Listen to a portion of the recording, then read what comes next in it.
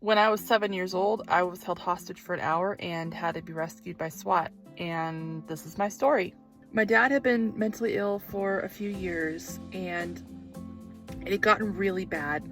He'd gotten really paranoid and just manic and abusive. And there were the few days leading up to it, he had, just out of the blue randomly attacked me multiple times, and my brother and my mother. And the night before, he had gotten really violent, and I remember he grabbed my mom by the hair and threw her on the ground, and we fled the house after that, and we went and we hid with a neighbor. So the next day we were at the neighbor's, and we were in hiding from my dad, and I was sitting in the neighbor's basement, and I felt this cold nudge on my cheek, and my brother was down there in the basement with me, and I thought that when I felt the cold nudge, I thought that my brother had touched a cold spoon to my face or something. So I was a little annoyed when I felt it,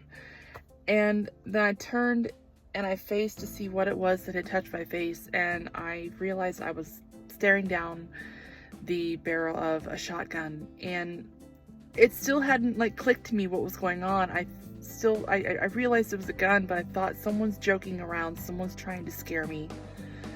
And then I heard my dad's voice, and as soon as I heard his voice, I knew, oh no, this is bad.